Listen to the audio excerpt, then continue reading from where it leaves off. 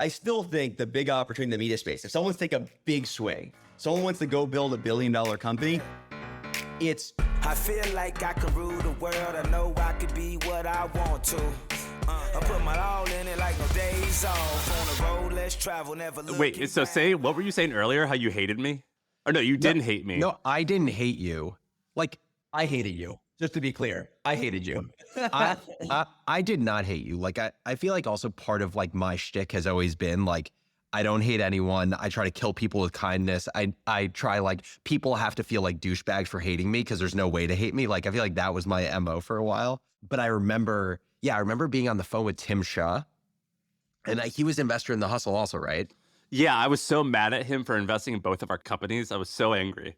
Yeah, and I remember being on the phone with him, and I was like, we're talking about you for some reason, and I was like, yeah, like I would love to talk to Sam, but I don't know if he wants to talk to me or us. And Tim was just like, yeah, I don't think he likes you guys very much.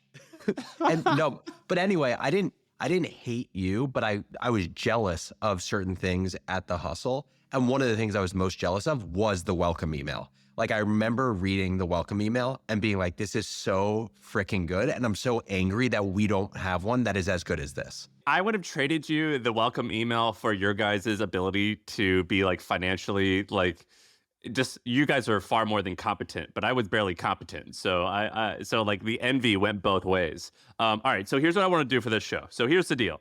So wait, do you guys say what you sold for? Is that public or not? We could say 75 million, I think, is the public number. So collectively, The Hustle and Morning Brew, we sold for like hundreds of millions of dollars. And we were sort of like the graduating class of like 2020 or whatever. We were the early people in the newsletter game. We didn't like invent it, but we kind of helped pioneer a little bit of what is popular today.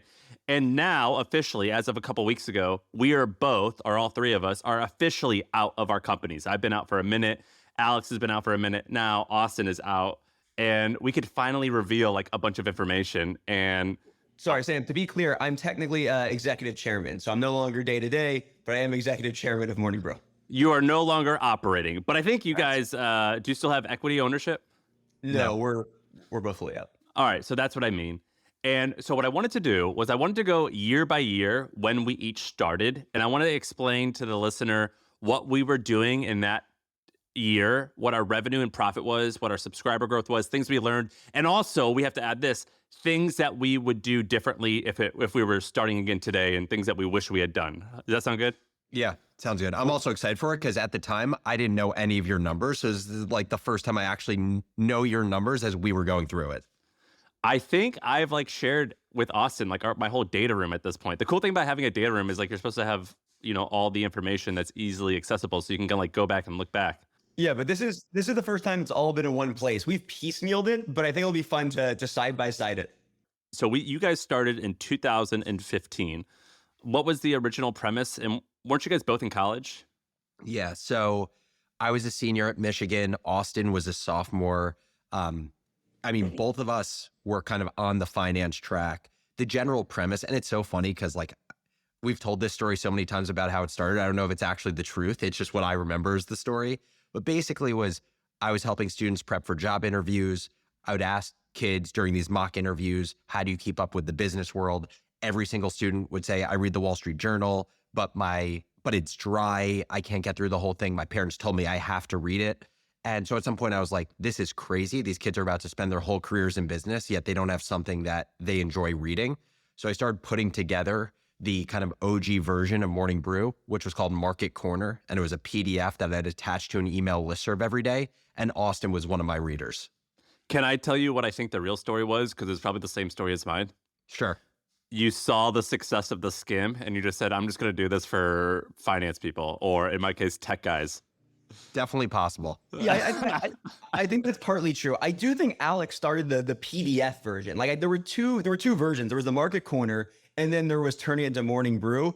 The evolution of Morning Brew was totally inspired off of, wow, if these two women in New York City could get millions of people, I think maybe 1 million people at the time reading, like, why can't we do the same? There's a bunch of, at the time we thought dudes in finance who wanted to read about the business world. And did you have any revenue in year one? No. Which, by the way, I'll say was a huge advantage for us that I don't think you had with the hustle, is Austin and I were still in school. So we basically had 1.5 to 2 years of like fake timeline where we didn't have to worry about bringing in revenue. So in 2015, I think I was 25.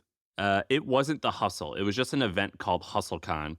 And that year, I think it had made around $400,000 in revenue and like $200,000 in profit. Like it was like a good event, and it was basically like a TED Talk for entrepreneurs, but I was so scrappy and I honestly regret it. One of my biggest regrets in life is buying the supplies that I needed for that event at Costco and returning the stuff that we didn't use. And I didn't realize that you throw things away once like Costco throws it away. And it was like the most shame that I'd ever felt was like being that like cheap and horrible. And that was in 2000. Was the hustle that profitable? Like when you did it that first year, was it profitable? Yeah, because it was just me, and then I asked my buddy John to help, and it was just us two, and yeah, it made it so like when we started in the year 2015, so the next year in 2016, I started the hustle because I was like, conferences suck. I want to create a newsletter because I saw the Skim, I read about Thrillist on Mixergy.com and a bunch of other newsletter businesses, and when I started that business, I had $500,000 in my bank, and it was all from conferences. Pretty wild. I think what you said is interesting about the math, right? I think at the time, and we have a funny story we can tell now that we've held back for a while about John Steinberg and our first interaction with him. But so many people came to us and they would say, like, this is so stupid. Why are you doing this newsletter thing? It makes no sense. But Alex and I would sit there every night and we'd go through a spreadsheet. And it was the most basic spreadsheet of, newsletter subscribers grow 5 or 10% a month and CPMs stay flat. And over time, you can get to hundreds of thousands or millions of dollars of revenue a month. And I think it was really that simple. I had the exact same spreadsheet. I listened to every interview with Ben Lear and I'm like, tell me what the CPMs are. And then I met with Business Insider reporters and I said, tell me how many people visit your tech part of your website. 80 million. Okay, then yeah, like you're giving me some numbers to triangulate. Yeah, and like at the time, everyone was spending millions of dollars putting video on Facebook. And, I don't think we were actually that smart. I just think the people around us were really dumb. I do think one of the big advantages, they say at a poker table, if you look around and you can't find the sucker, you're the sucker. Well, I think we picked the industry with a lot of suckers. There were a lot of people who started 5 or 10 years before us, and they just weren't smart. They were doing the same thing that they did for 10 years. And, even in 2015, 2017, we were like, yeah, BuzzFeed, it just doesn't make sense. It's not worth $1 billion. And for 5 years, I think people didn't believe us. And over time, I think we proved that our model, while it seems silly, it actually works. It worked and it made us a bunch of money. All right. So fast forward to 2016. Where are you guys at? How many subscribers do you have? What was your revenue in 2016? What's the business? Yeah. So 2016 was the year when at this point, I'm working full-time on Wall Street, doing the brew in basically, let's call it 7 p.m. to 11 p.m. every night, falling asleep with my laptop on my lap. Where were you working? I was at Morgan Stanley. Was that miserable? Yeah. Yes, it was. My entire life was like built up to that point. Because remember, like my dad was a trader on Wall Street for 20 years. My mom was like, this is all I knew, but it was horrible.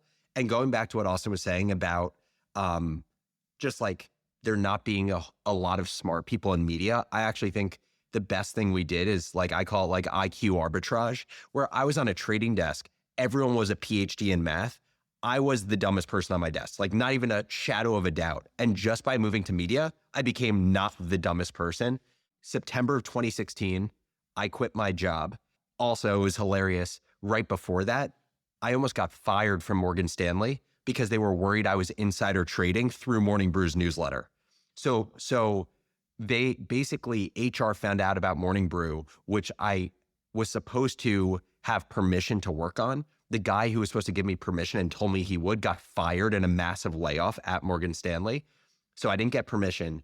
And they basically had me meet with Morgan Stanley lawyers, 2 litigators that were defending Morgan Stanley, saying, you can never tell anyone about this meeting, but we are concerned that you are trying to make investment decisions and get private information using your newsletter. So that was kind of like the last straw for me, made me really not enjoy the job, quit my job, we raised a small round in 2016. 2016 is also the year when we talked to John Steinberg as he was starting Cheddar.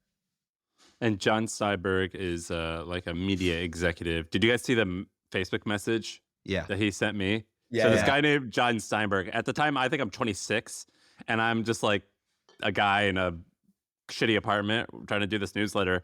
And John Steinberg is the president or CEO of BuzzFeed. And he's about to start a new company called Cheddar. He was at BuzzFeed, then he went to Daily Mail North America that he was the CEO of. He stepped down from Daily Mail, and then he sent Austin and I an email. Austin, what was the subject line? Like, what did the email say again? Yeah, so it was from his Jeep. We had no idea who John Steinberg was. We didn't know the media industry. And we get an email from it's like John Steinberg, some numbers at gmail.com. And he emails us intro line, subject line, intro to founders. Body of the email, like what you're doing, period. That was the whole email. So we looked the guy up on LinkedIn and we're like, holy shit, this guy's a big deal.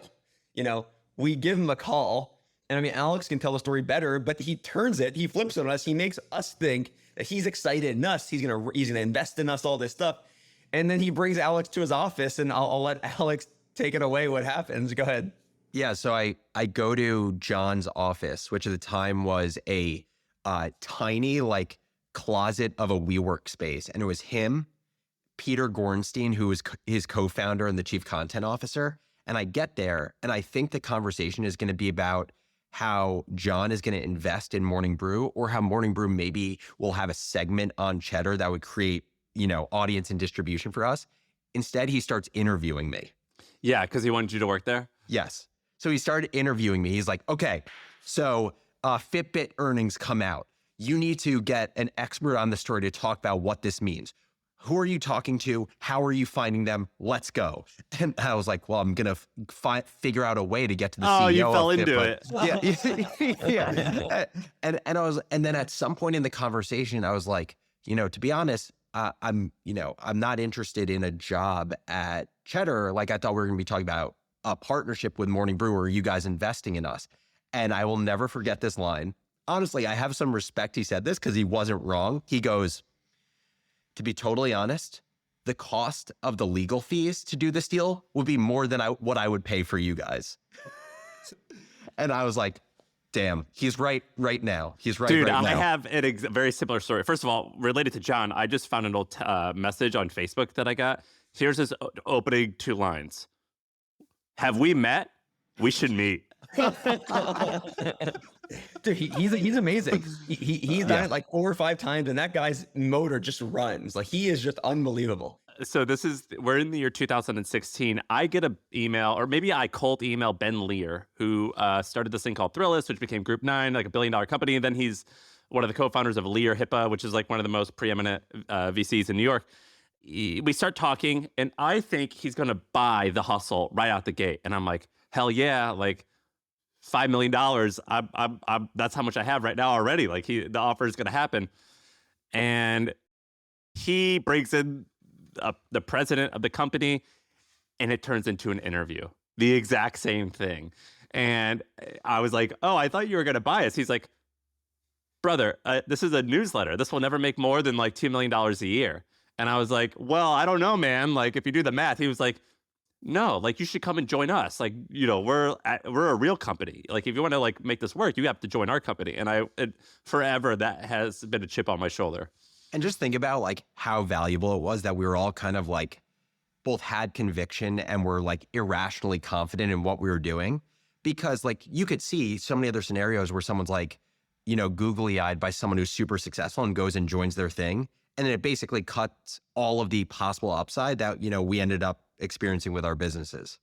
So this is, all right, so we're in the year 2016. The Hustle launched on 4/2016.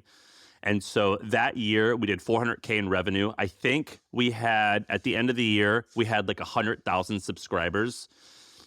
I had this strategy where I was writing these crazy blog posts and getting like 500,000 to 1 million people a month coming to our website. And that's how we grew. And I think of the 400K, I think 100,000 was advertising revenue. And I think it was 4 of us at the time.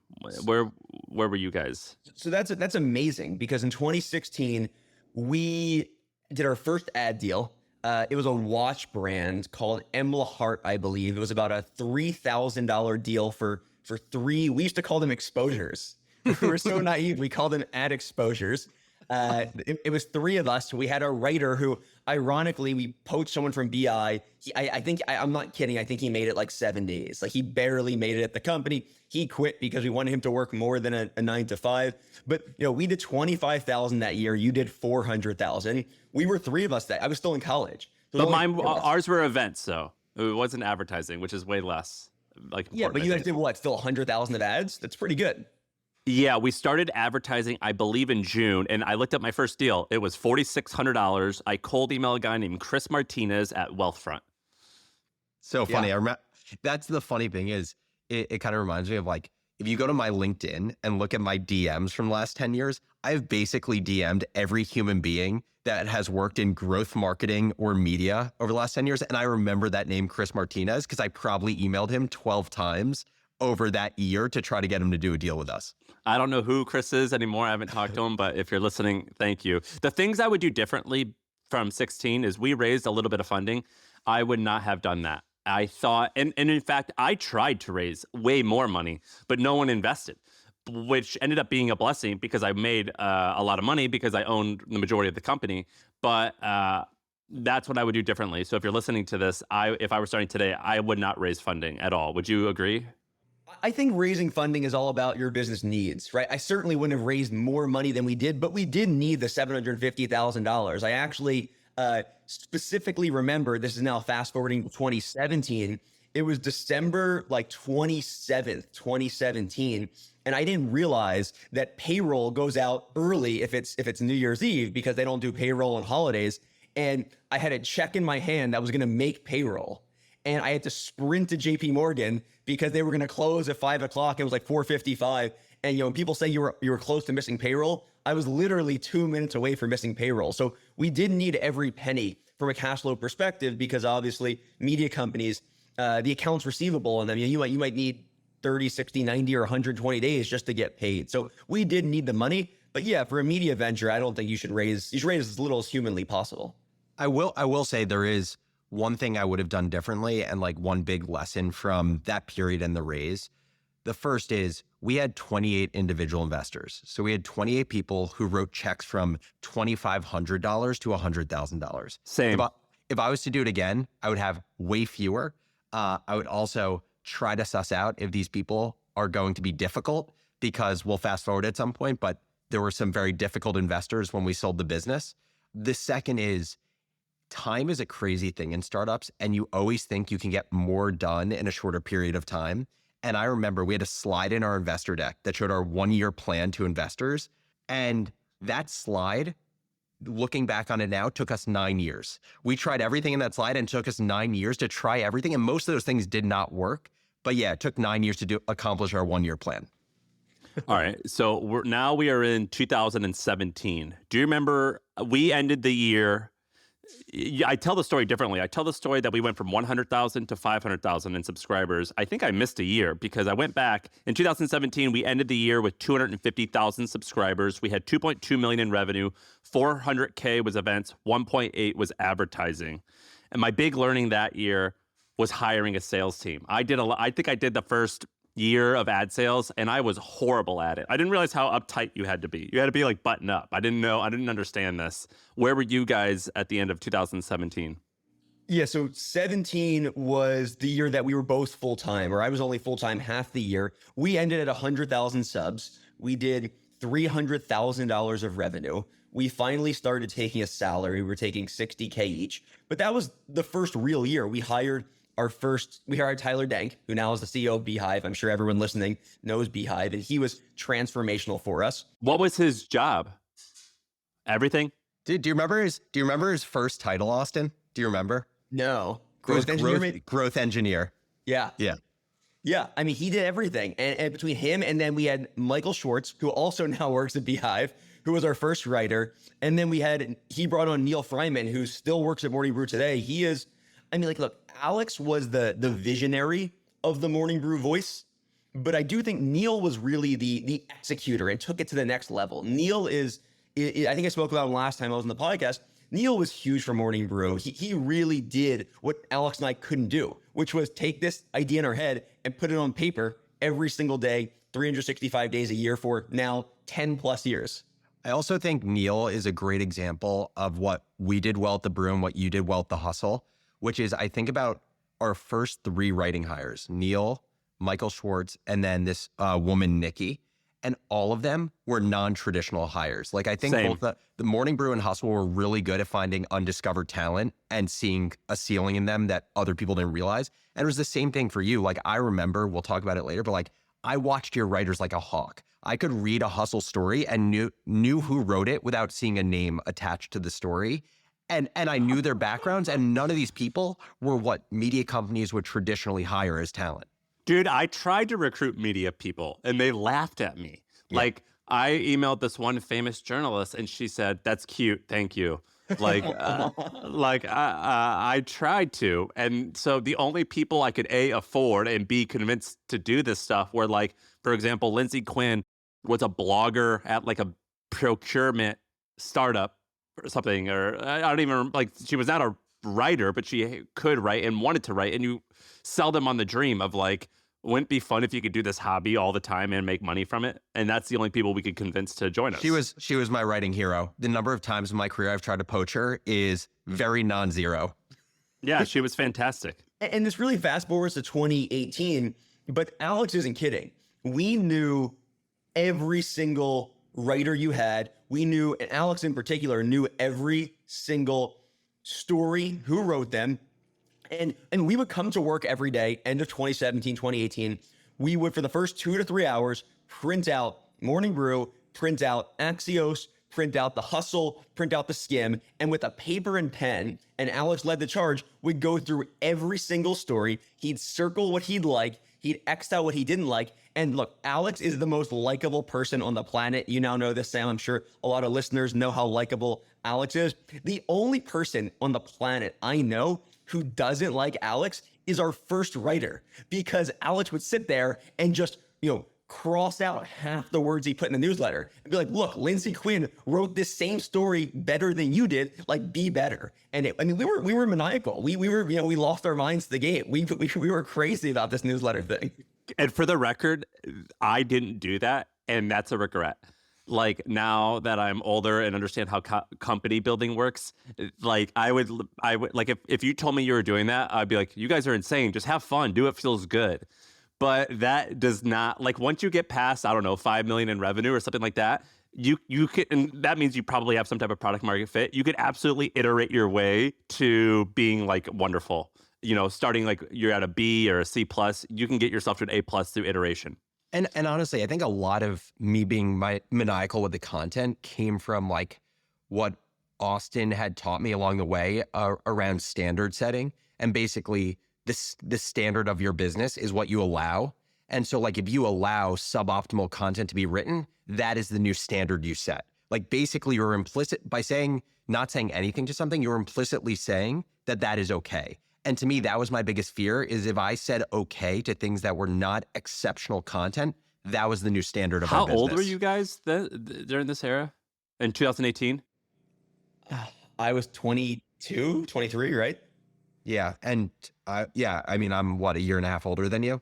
Yes, you were 24. Yeah. Dude, you guys were like, I'm like what you guys are when you were 22. Today, I am now a 22-year-old Austin and 22-year-old Alex. Like, I totally buy into everything you're saying. Back then, I completely would have laughed at you. And your way is 100% the right way. Like, it's crazy how mature you guys were at such a young age.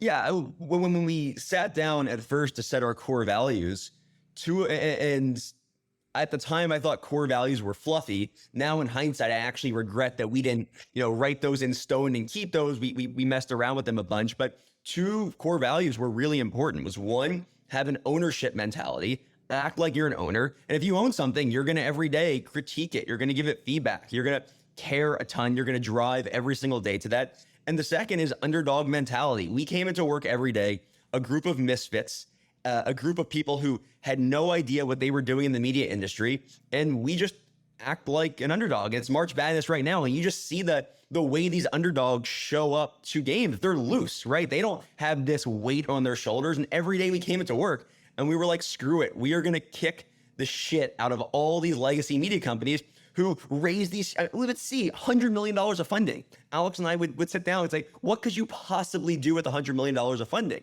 And what they did is they burned it on fire and flushed it down the toilet and added no value to their companies. Yeah. I also just think it's like, at the time, Austin and I, like, we just had such a fire. And I think for Austin, similar to you, Sam, like, Austin kind of creates like an opponent in his head. And that is enough to basically just create this like insatiable drive to win. I think for me, I actually have less of that. But the thing that compensated at the time was like the two things. It was like my dad dying and feeling like I needed to provide for my family. And I told you this last time when we saw each other in person, Sam, like me being bullied from 5th grade to 12th grade and feeling like I just wanted to prove that I was like worthy. That was more than enough, where I think even when the brew is small, Austin and I had this like deep in our bones feeling that we were going to succeed. Like the business would ultimately sell and it was just a matter of time. That's what I've always admired about you guys, was you have this really cool combination of optimism and pessimism, where Austin is like afraid all the time, yet like is logical enough to be like, I'm going to do this, this, this. And then like the likely outcomes are A, B, and C. I did not feel that way. I was a scarcity mindset. And so in 2018, you guys did 3.1 million in revenue. You had 10 employees. And how many subscribers did you have? So 2018, we went from 100,000 to 1 million subscribers. So in 2018, I think we ended the year at 500,000 subscribers. We had 5.1 million in revenue. About $1 million was from events. And I paid we had 160 grand in profit.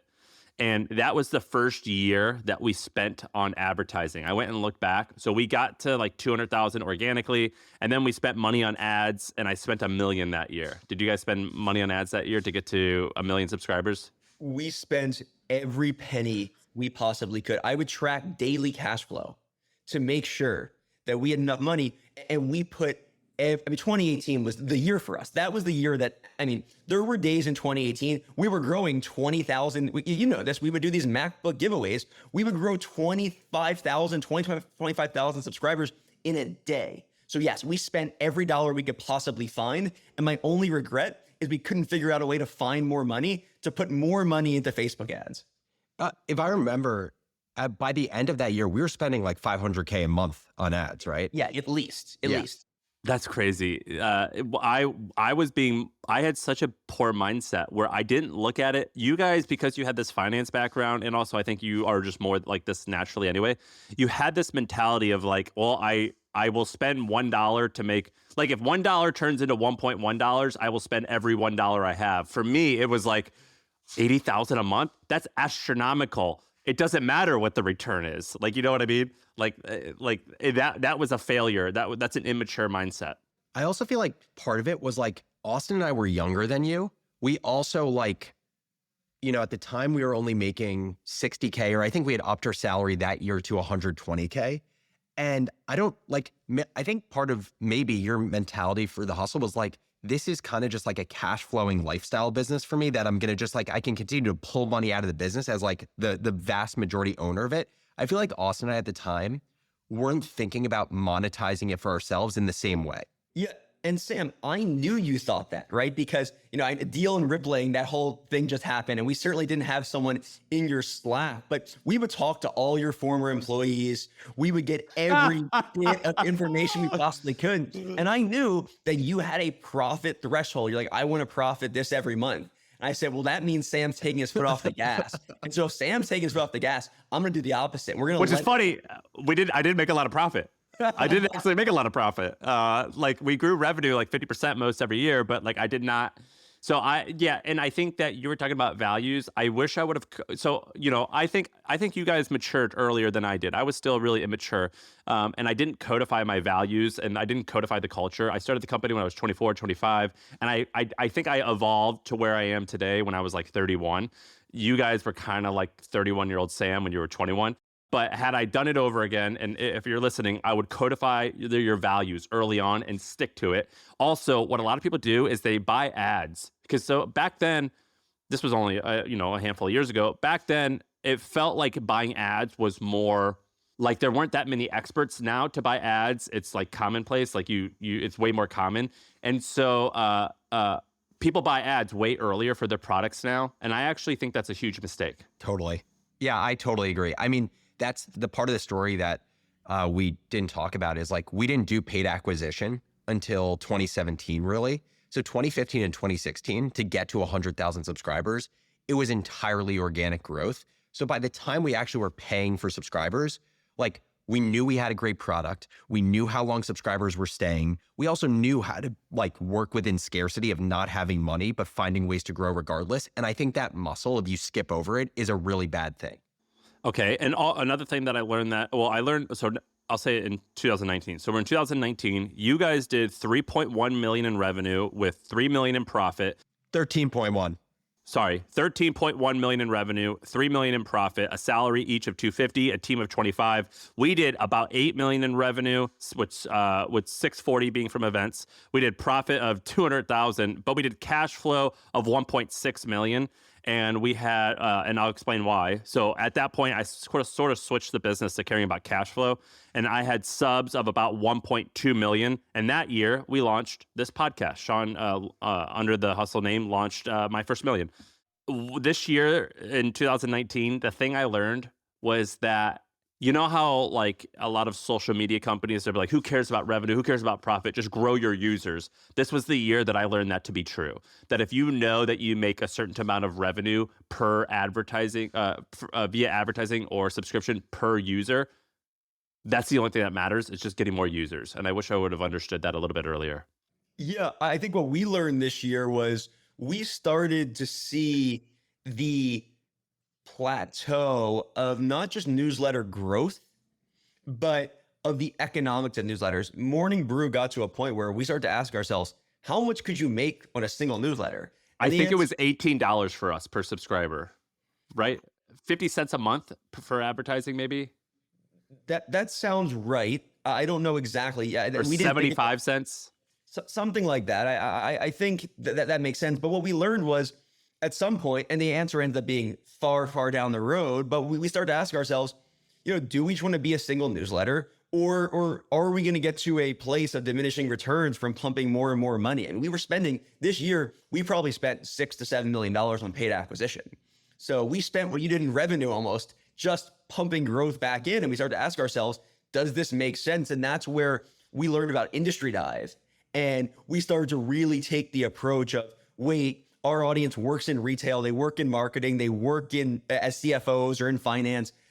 What if we took that path? The CPMs are higher. You don't need to grow as fast. It's not a race to the bottom. It's more of an engagement play. And so that's when we went into our industry verticals. Yeah. And what I would say is also that year, I actually think of all the years in the business, 2019 was the most important year, because that was the year when Austin and I can't remember what month it was, but basically I would say Austin and I really never got in big arguments or fights in the history of the business. But in that year was the year that I could tell a single day, Austin was most upset with me, because basically what I remember is Austin and I were still working in the business. Like we were in the freaking mud, and all we could think about was like making sure the newsletter went out tomorrow, making sure we were getting an ad deal for Friday. Like we could not see a month or a quarter ahead of us. That's a really stressful time. Yeah.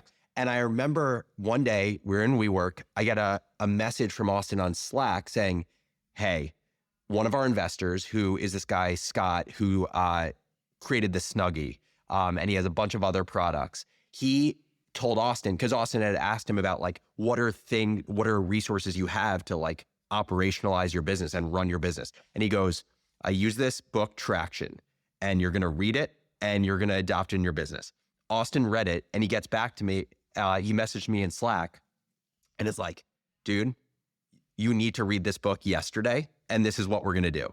And I remember a day goes by and a few days went by and I didn't read the book. And Austin messages me and says, did you read the book? And I said, no. And he says, it's something along the lines of, I don't understand why you're not doing the thing that is the most important thing in our business right now. And I could tell for the first time that like he was actually pissed at me. So I went that day and I read the entire book. I did not work. I went to the highest floor of our WeWork and just read the book. And I think a few things happened. One is traction was a game changer for our business. I also think that really became the inflection point where Austin really took over as CEO of the business in kind of, not in title, but in action. And like, I think it was a transformational year for the company. I read that book around the same era, and it had the exact same impact on me. And in fact, on Tuesday, it's Wednesday, yesterday, I hired an EOS implementer, and I met with him yesterday to implement it into Hampton. And so for those listening, EOS, it's called Entrepreneur's Operating System. It's a framework to run your company. It's based off of a book called Traction. That's so funny that we all came across this at the same time. Yeah, I'd love for you to do a full episode of My First Million. I think everyone would, where you kind of do a post-mortem and talk about how you implemented it, reveal as much as you could, because we didn't hire an implementer. I thought it was a waste of time and money. It's totally worth it. And that's my biggest regret, is not hiring an implementer, because I didn't want to be the bad guy. I didn't want to be the bully. You basically spend, you could say, I don't know, probably thousands of dollars. $60,000. It's usually, like the guy I talked to, it's $60,000 a year. Wow. Okay, Which by the way is why it's an unbelievable business. It's basically like a digital franchising business. It's such a cool business. Yeah, but it's worth it. It's $60,000 a year. It's basically an executive coach / organizer, but it's so funny that it happens if you're running a company. Once you get to like the 5 to 10 million mark, that's where it's like, all right, what we're doing is mostly working at least good. Let's do more of it. And how do I do more of it without killing myself and creating redundancies and building a company and transition from going from a business to a company?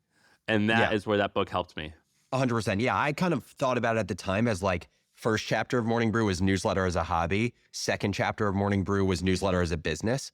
And third chapter was like newsletter business, meaning multiple newsletters. And there was no way we were going to be able to do more than one newsletter unless we figured our shit out, because we were too in the weeds. How many subscribers did you guys have at the end of 19?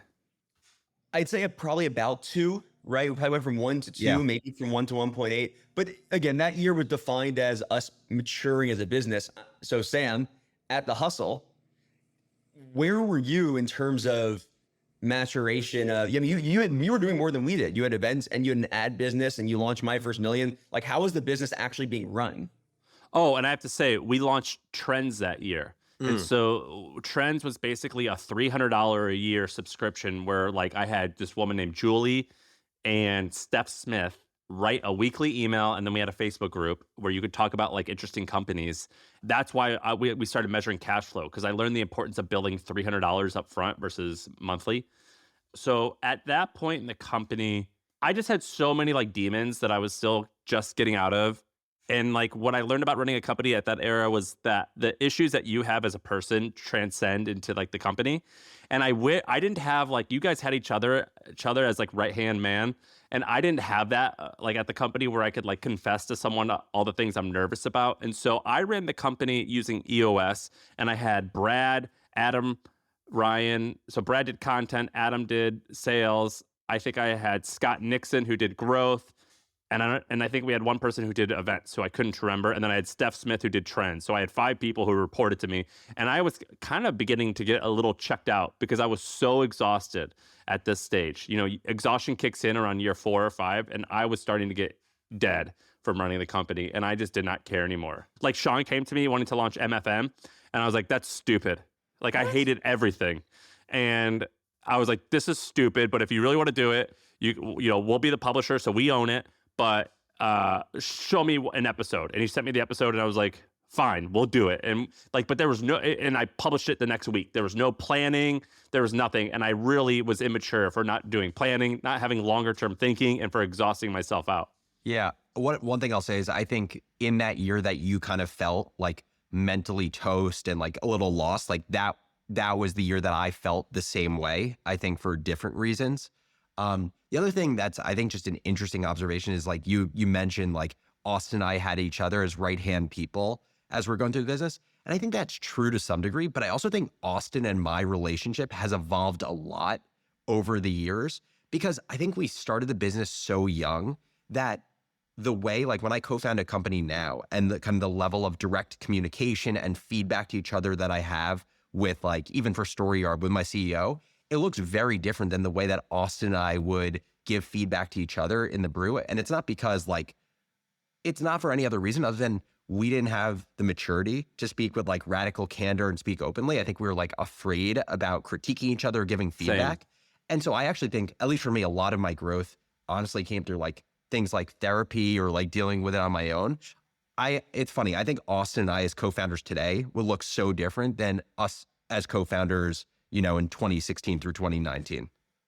I will say for me, I think my big maturate, like I matured a lot during the sale process. We dealt with so much and so many different stakeholders. And look, Alex and I are really lucky. Like we grew up with nice families and we started this business, and basically from day one, everything took off. Like we had no hardship.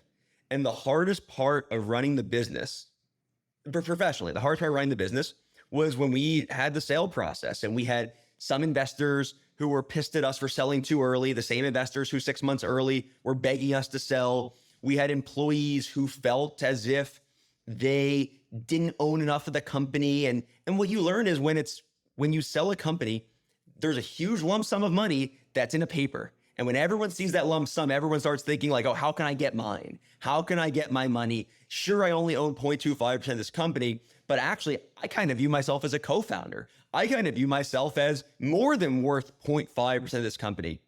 And I think I took that very personally. It was very hard. It was very hard for me. And at the time I was a bull in a china shop, right? And I remember taking these calls, and my now wife was in the other room, and I'm on the calls with these people, and my wife goes, Austin, you're an asshole. And I'm like, what do you mean? She goes, you're a total asshole. And I'm like, but I'm right. And she goes, you're totally right, but you can be right and not be an asshole. And I was like, oh, I didn't know that was possible. Like, I didn't know you could, like, that was a thing. So I was the total asshole up until then. And I think I've matured a little bit since then. Well, you're still a bull in a china shop in a great way. You know, what I was telling you earlier was I would never want to have an argument with you. I don't want to fight with you because you will win a lot of times because you're so smart and you're just like intense. And so let's go to the year 2020. The year 2020 is the years we both sold, or I think my deal technically closed in February of 21. But that year, you guys remember the first half of the year, so the first Q1 of 2020, COVID hit. I'm sure, well, actually, let's recap. So 2020, you did 20 million in revenue, 6 million in profit. We did 12 million in revenue, and I forgot how much profit we did, but we had about 3 million in cash, and we had 1.5 million subs. I think you had 3. And the beginning of that quarter, Q1, we were probably in the same spot. I thought we were going out of business. COVID hit. I thought it was over. Did you think that? Yeah. I mean, it's very interesting. Like, I can remember with these big moments, like exactly where I was pacing in a room talking to Austin. Like, I literally remember pacing back and forth in my now in-laws main room, talking to Austin. We were talking about one of our biggest sponsors, who is a financial services company that I can't remember the exact number, but let's just say it was like they had a $75,000 sponsorship coming the next day. And the day before, as COVID was starting, they canceled it. So, right, $75,000 gone in one conversation. And then basically the floodgates opened. And I can't remember the exact amount, but let's just call it like in a period of a few weeks, 30% of all revenue that we had booked vanished. And I remember Austin and I going back and forth being like, how the hell are we going to make enough money to just not fire people? I remember the first lever we pulled is we basically turned paid acquisition, paid marketing down to 0. But him and I literally, like, we brainstormed everything from starting a Patreon and asking people to donate all the way to our education business. Like, we ended up launching an education business at the Brew, which we've since shuttered. But the reason that started was to bring in short-term cash. And that first education thing was a partnership with Scott Galloway when he was starting Section 4, Section 4. We did the same thing. We did like a course, and it made $300,000 in 1 month, and it helped save us. And that was the year that I learned what the word force majeure meant. It was crazy. I thought we were going out of business, and I remember you guys had just signed like a $80,000 a month like office lease, and I was like, yeah, I hope this brings them down. I hope this is their downfall. And I remember during this era, I got a one of our advertisers who we shared, because when we got going, something we didn't say earlier, advertising in newsletters wasn't really much of a thing. We had to convince like early adopters to give it a shot. And so we had a lot of this, we had shared advertisers, and I would beg them, like, show me their click-through rate versus our click-through rate. And what I learned was like, it was basically like the same for a lot. Like, it wasn't like significantly different. But the first half of that year, I thought we were going to go out of business. The second half, everything fucking boomed. Yeah, it was crazy. Like the business was booming. Like our trends thing was selling like crazy. People were spending like crazy. It was a boom. And we ended up getting, like I remember we got, what was that called where the government gave you money? Like P something? Yeah. PPP. We like got some of that money because our events business got shut down entirely. And I was like, oh, I don't know how I'm going to make payroll. And then it turned out, I'm like, damn, I kind of feel bad because we killed it. We killed it that year. Like, it felt great. I remember the emotional journey of the acquisition was crazy for Austin and I, because I don't know how long your sale process was, but our 90 days. It was LOI to closing was 90 days, but then there was like 30 or 60 days of flirting. Yeah, so ours looked completely different. Our process, like end to end, was 11 months. So the first conversation with the person at on the Axel Springer side of things was November of 2019. And I remember we first got deal terms. I can't remember when it was, but let's just call it like January or February. March. From Axel Springer, or from who? Yeah, from Axel. Yeah. And I remember what happened was in March, world shuts down.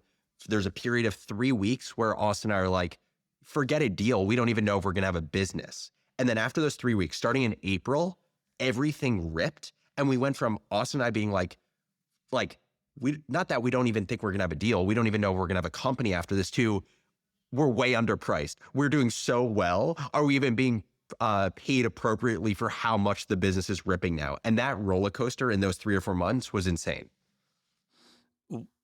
So we both sold that year. The sales process, that was the most intense part of my life. It was horrible. Like, it was so miserable. I was so bummed for like almost every day for 3 months. This woman who works with me, her name's Edie. She still works at HubSpot, I believe. I hired her earlier that year, or maybe a few months before COVID hit, and she was probably 63 or 65. She basically had birthed her daughter a little bit later in life, in her 40s, and was like, now that my daughter is 20, I'm going to go back to work to prove to her that young women can kick ass. And I was like, hell yeah, you're the best. I would love to hire you. And so she was like our HR person and our accountant person, and she was great. But then I learned during the deal process, like we would be on a meeting with like me, HubSpot, which had like 6 people, KPMG accountants, 6 people, and then 6 lawyers. So it's like, that would have been like a $20,000 meeting. And I hear Edie, and I kind of see her bring her iPhone up and take a picture. And I was like, Edie, what the hell are you doing? And she was like, I don't know how to take a screenshot on my computer. And they're talking about Dropbox, and I don't know how to use Dropbox. So I'm trying to like take pictures. I'm like, Edie, I got to teach you how to use Dropbox, man. So she's like brilliant. She like nailed it, and she was so good at her job, but she didn't know some of the technical stuff like using Dropbox. So I had to teach her during this process. And I'm like, I can't tell them that. Like, this is how scrappy we are. Wait, did you use a banker? Dude, I hired a banker. So the first time I tried to sell, I hired a banker, and we ended up getting an offer from Vice, and it was an all stock offer. Thank God I didn't take that. And you'd be working at McDonald's. Oh my God. I went to tour the office, and like no one was there. And I was like, where is everyone? And they were all in sexual harassment training because like incidents there were like so common. I'm like, you guys suck. And so I hired a banker for that, and I hated it.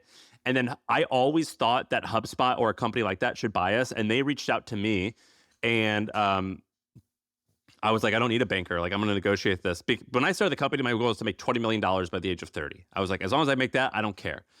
And the deal allowed that to happen. And so I didn't hire a banker. And I actually talked to Kip, the CMO of HubSpot, and he told me that he tried buying you guys. And he was like, I wanted to buy both of y'all and own the business newsletter space. And he's like, but they were too far along, and you guys hadn't talked to anyone. So I knew we were going to be able to buy you, but not them. Yeah. So I don't know if Kip is totally being truthful there. I think Kip wanted to buy us. I got the impression at the time that they were going to make a $120 million bet on email newsletters.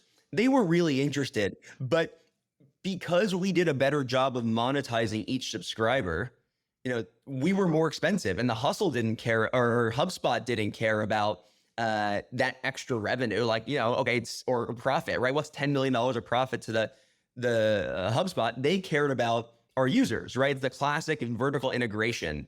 And I think that you said you always thought you were going to sell to HubSpot. I always thought we were going to sell to Fidelity or E-Trade or Robinhood. I thought it made so much sense as an acquisition play and as a retention play. And we pitched. Alex and I were talking about this last night. Sam, I don't think I've ever told you this story. I definitely haven't told it on the podcast, but we pitched SoFi. And the CEO of SoFi at the time was formerly the CEO or COO of Twitter. I think Anthony Noto, and he really liked us, or at least liked the business. And we pitched a group of executives at SoFi. And it's over Zoom. This is during COVID. And I'm like, Alex, this is our pitch. Like, this is our moment. We're going to sell for hundreds of millions. We're going to get all this stock in SoFi. It was going crazy. And we pitched them for 15 minutes. And the woman, I'm not kidding, deadpans, looks at Alex and goes, I don't get it. And I'm like, which part? And she's like, why would we buy you guys? I don't get the whole thing. And I was like, well, content to commerce, we have an audience.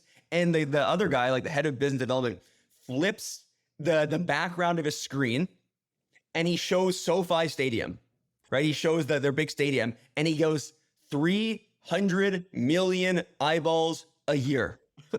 I'm like, what? He goes, that's how many people see this stadium.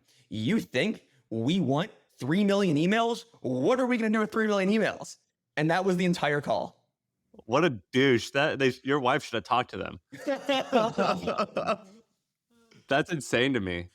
But I think, Allison, I feel like you made a good point about like just the lesson in incentives there. Yeah. I mean, at the end of the day, we were telling the marketing team of a company, we can market your product better than you can. What CMO, what head of marketing is going to buy a company unless they have a ton of humility if they believe that our pitch is, we can do your job better than you can. And I think that she was pretty fearful. And so that's why that deal didn't go through. So, and we couldn't even get in touch with the Fidelities of the world, the E-Trades of the world. They didn't that wasn't even a conversation. So that's when we went to more media buyers like Axel Springer, who already had made the offer, and a few others.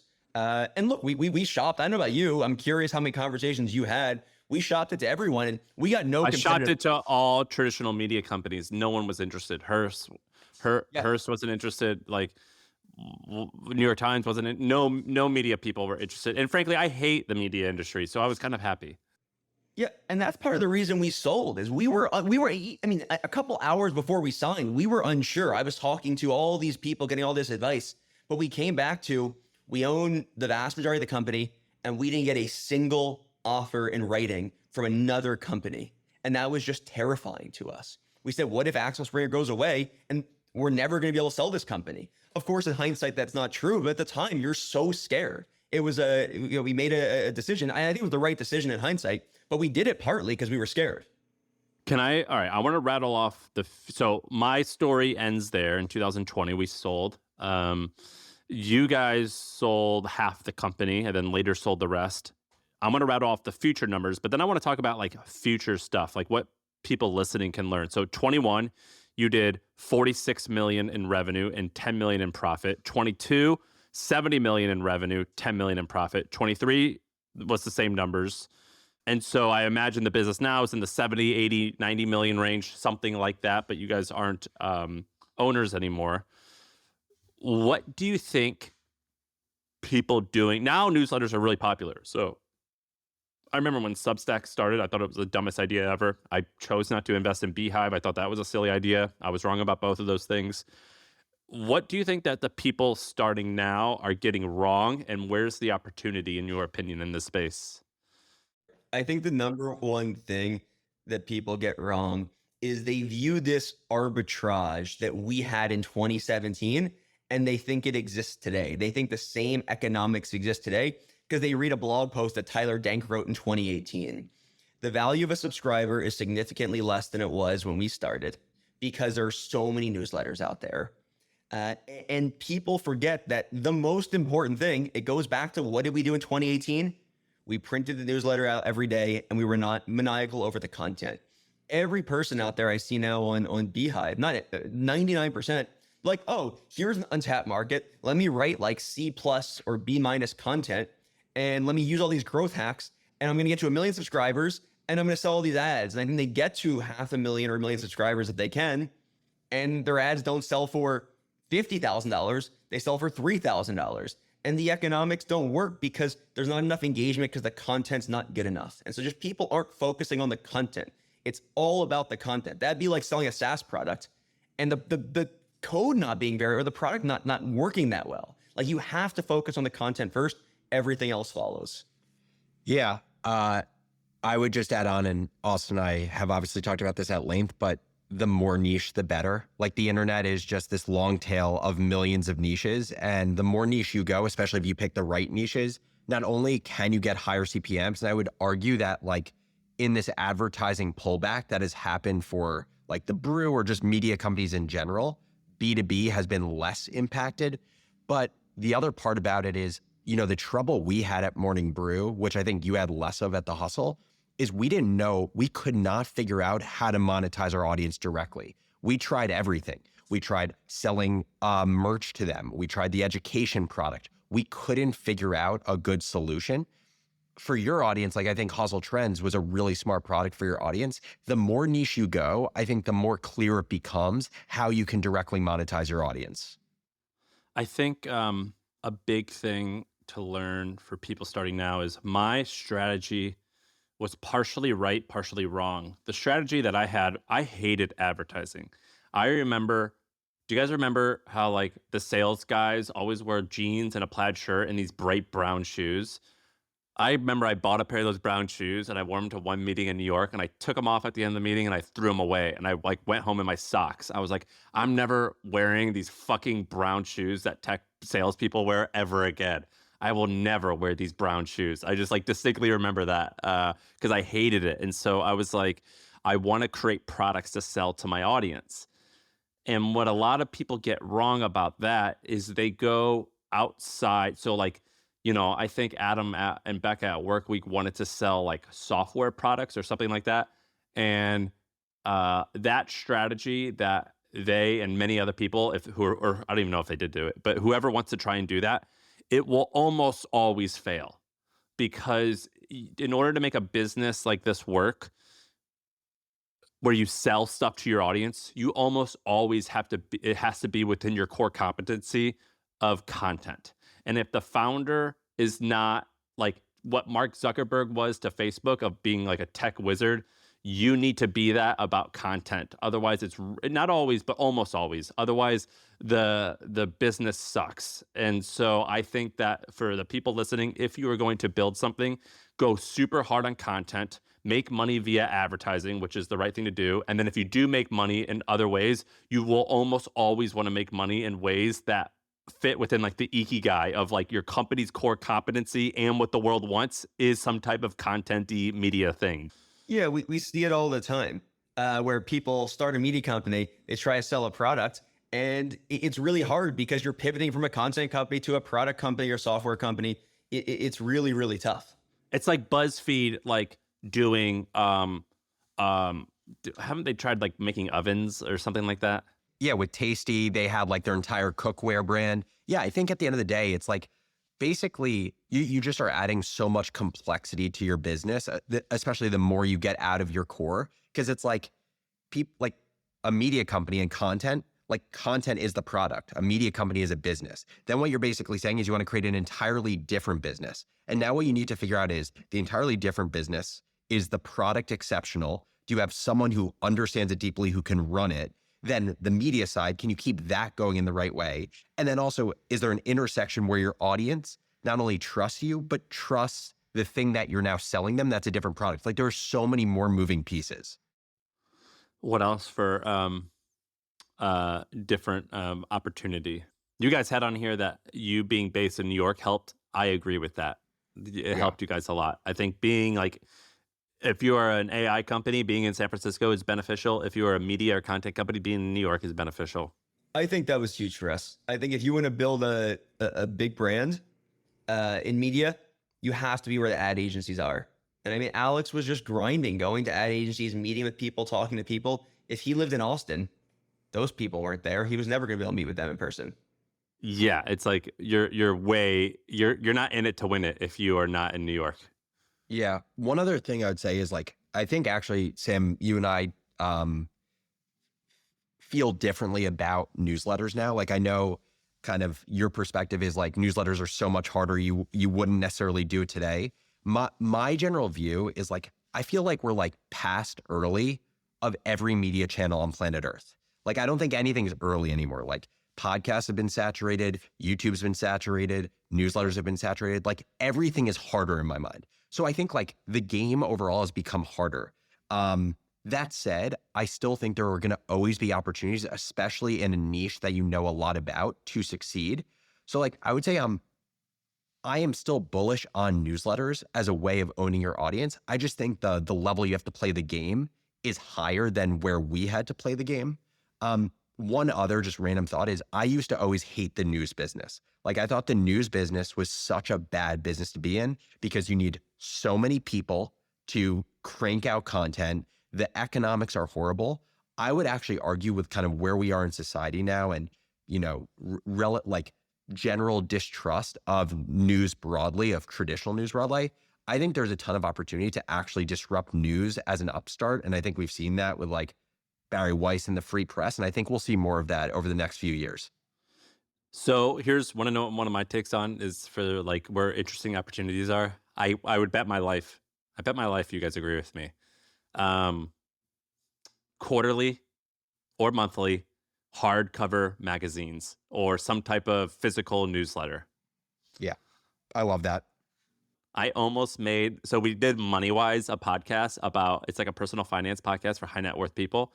I almost made that. I was going to make it a $500 to $1,000 a year, shows up quarterly in a manila envelope, stapled printer paper, but really well-written articles to keep it like to feel like a mom and pop type of like underground zine. That's what I thought about doing. And I still think someone could pull that off. Have you seen Arena magazine? Is that the thing you love? Yeah, so I think it's really cool. It's this guy, Max Mayer. I believe he worked at 8VC with Joe Longsdale. And he started this magazine. It's quarterly now. I can't tell you if it's going to be a big business, but they tell the coolest stories and it's beautiful. Like this thing is done, you know, like a magazine from 20 or 30 years ago where you're selling super high gloss paper and the graphics are amazing. And then you're probably charging a $7,000 CPM to some beauty brand. It's amazing. And Stripe is making these really cool ads and Ramp. It's awesome. Everyone should check out Arena Mag. What I would do is, so you said beautiful. I would make it the opposite of beautiful. I would pick an industry that has a lot of employees, whether it's like the financial advisory industry or the advertising world industry, something where there's like 100 or a few 100,000 people, but you are only 1 or 2 degrees separated from each person. And the whole name of the game would be name as many names as possible and as many companies as possible in it. And so you would want to like buy it for all of your staff and you would have like rankings like the top this person, this quarter, and it would, because it was almost like the difference. Do you remember when Oscar started advertising in the subway versus on like a computer? If for some reason, when you see Casper out in the open versus on Facebook, you think, oh, wow, this is like way more legit and exciting. I would do that right now for an industry, and I would name as many names as possible. So they would just be paying money, an annual fee per year, just to have their name on paper. Yeah, I like that. The par 30 under 30. Something like that, but for like financial advisors or something. But I hate financial advisors, so it would be like you all suck, but here's the least sucky ones. Any other interesting opportunities that you want to bring up?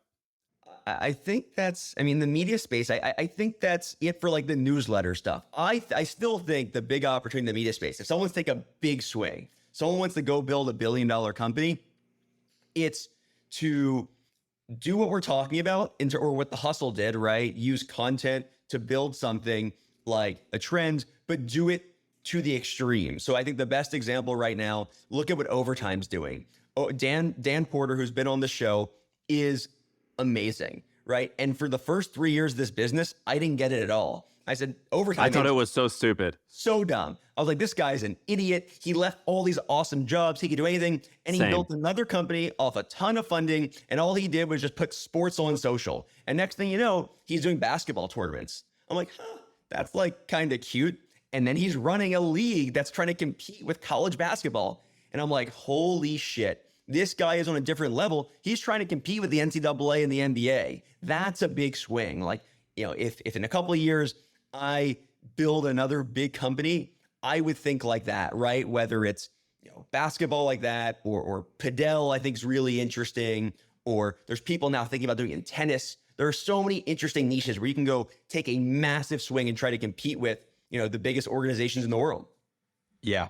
I've a few I want to add on top of that. The first is a media company focused on alternatives. What's an alternative? Alternative to what? Like alternative investments. So like real estate, private equity, venture, et cetera. Like my whole thing is alternative investments are becoming a bigger part of people's portfolios, but they're more opaque. They're harder to understand, but they're also really interesting ways to monetize people who are investing in alternatives. I think basically a company that becomes like the go-to source for figuring out the complexity of investing in alternative assets is going to make a killing. I think that's the first. The second is basically for a long time, Austin and I talked about how an amazing way to monetize our audience, if we could figure it out, would be like our version of Motley Fool. And the reason we never did it is like Motley Fool's built an incredible business. But I don't feel good. But our thing was like the marketing just does not feel good to us. And so I think if someone can figure out how to support retail investors in a way that makes them smarter about not losing their money in the markets, and media is just like, you know, the funnel to it. Even like when we were at that newsletter conference 2 weeks ago, right? And James Altucher was talking about what he makes on his premium thing. He said he made said it on stage. He said $120 million a year in revenue. Yeah. And so I think that is still a massive opportunity as well. This is awesome, guys. Thanks for doing this. How do you feel? Feel good. That was like therapy for me. That was the most therapy I've done in my life, I think. But for the record, you know, I never hated you guys. I hated the story that I made up of you. And for the listener, over the past like 3 or 4 years, Austin and I have become very, very close, where our families are hanging out on Saturday. Alex, we did a family hang 2 weeks ago. I have nothing but love for you guys. I consider you guys family, and you're some of my closest friends. And so it's been fun to get soft instead of like, you know, wanting to compete, because now that I know more about you guys over the past like 10 years, I don't want to ever compete against you ever again. You guys are very formidable and not people I want to go against. It was horrible. Nothing but love from our side. Yeah, quite the 180 from 2018. It was all a story, which, by the way, I think if you're listening to this and you have a company, having that story was so helpful. Yeah. Like having an enemy was so helpful, even if it's made up. It's funny you say that. I will use this time to plug my new newsletter that's launching. And one of my first newsletters that I've written is about enemies. And I think having an enemy, whether it's real or fake, right? For us, it was the skim and the hustle. I think it's really, really important. You know, Beehive has ConvertKit. And I think it just motivates everyone just a little bit more. And I know Nathan, and he's the sweetest guy ever. I've gotten to know Tyler a little bit, and he seems like a wonderful guy. And I'm like, I'm not going to stop you guys from fighting because I think a fight's good. And also, I know that you're both wonderful people and you would love each other in a different world or when this is all done. But you have to have that. So I'm on board. Just six years from now, one of them is going to have a podcast, My First Email, and they're going to both be on it. And it's going to be all hugs. What's your thing, Austin? Where do they get it? You can just find it in my Twitter DMs. Or sorry, my Twitter bio. Well, I appreciate y'all. And thanks for doing this. If you Google your name, Austin, by the way, it's that stupid photo of you guys on the white wall that you've been using for like 15 years. And it's your last episode of My First Million. So it's funny how we have all come to work together. All right. We appreciate y'all. That's it. That's the pod. Thanks. I feel like I can rule the world. I know I can be what I want to. I put my all in it like no days off. On the road, let's travel, never looking back.